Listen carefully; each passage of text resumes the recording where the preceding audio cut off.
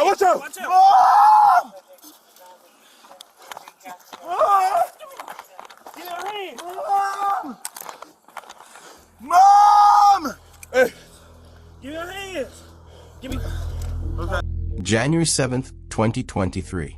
Tyre Nichols, a 29-year-old father, skateboarder, and photographer, was pulled over in Memphis for what police later called reckless driving. Within minutes, he was beaten, tasered, and pepper sprayed by 5 Memphis police officers. 3 days later, he was dead. All 5 officers were quickly fired and charged with murder. At first glance, this looks like justice moving fast. But look closer, and you'll see a system that still protects its own. This is the story of Tyre Nichols, and what his death really tells us about policing in America.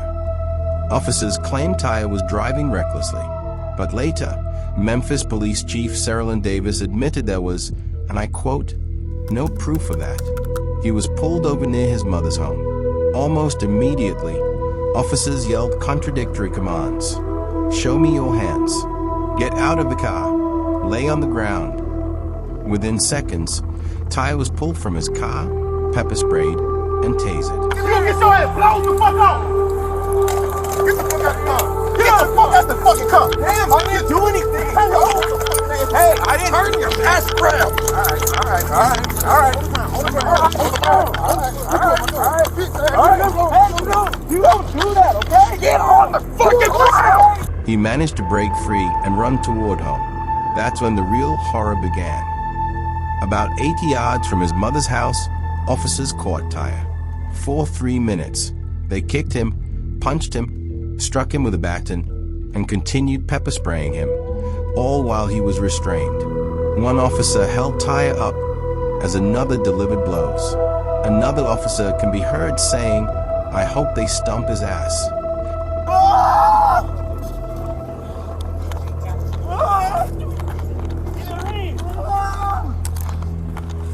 Mom! Hey. Give me your hands! Give me... Okay, alright. Give me your fucking hands!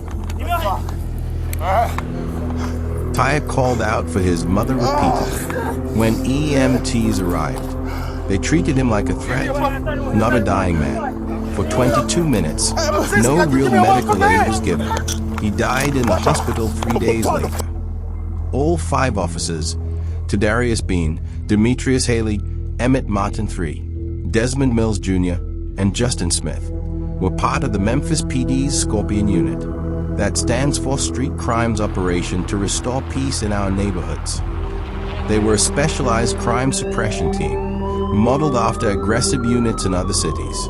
Not one of these officers had more than 6 years on the force.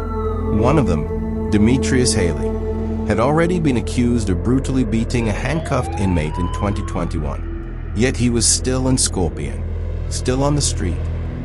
Within 3 weeks, all 5 officers were fired and charged with second-degree murder, aggravated assault, and official misconduct.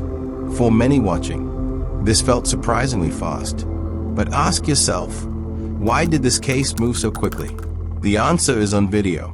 The body cam and poll camera footage was so undeniably brutal that the police chief, the mayor, and the district attorney couldn't look away. They released the footage to the public, and the world saw what they saw. So yes, accountability can happen, but only when the evidence is too public, too graphic to ignore. The Scorpion Unit was disbanded days after Tyre's killing. But that's not a solution. It's a public relations move. Officers from that unit were simply reassigned. The culture that created Scorpion didn't go away. Specialized units like this often train for aggression, measured by arrest numbers, and operate with a warrior mentality. They see neighborhoods as battlefields and citizens as potential enemies. And when things go wrong, the blue wall of silence kicks in. In Tyre's case, multiple officers stood by and watched. So did other first responders. The system protected itself until the video went public. Tyre's mother, Rovon Wells, said in court, "My son was a beautiful soul. Everyone loved him." The city of Memphis settled a wrongful death lawsuit with Tyre's family for $10 million.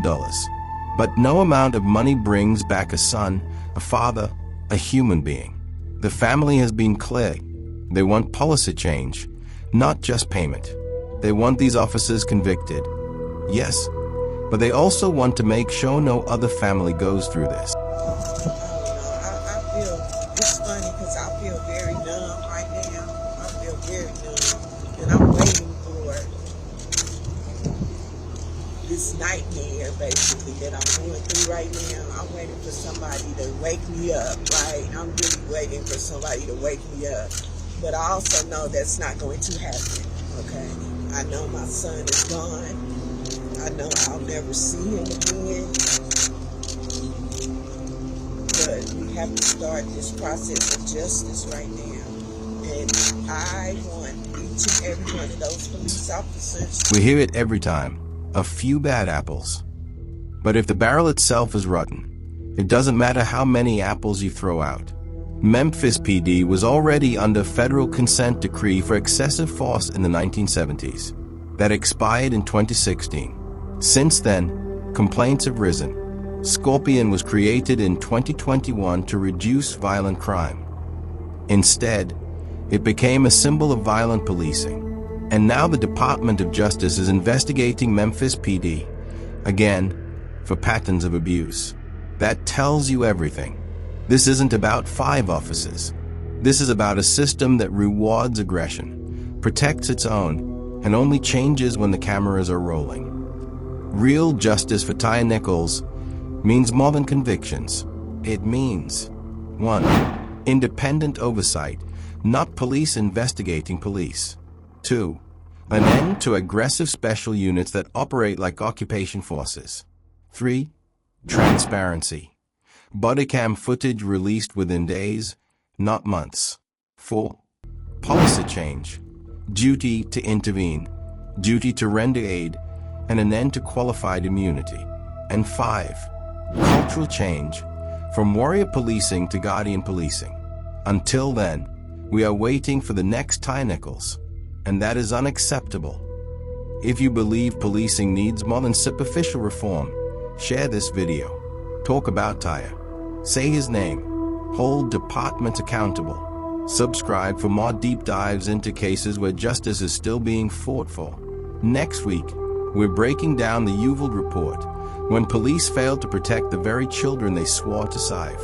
Until then, stay aware, stay vocal, and demand better.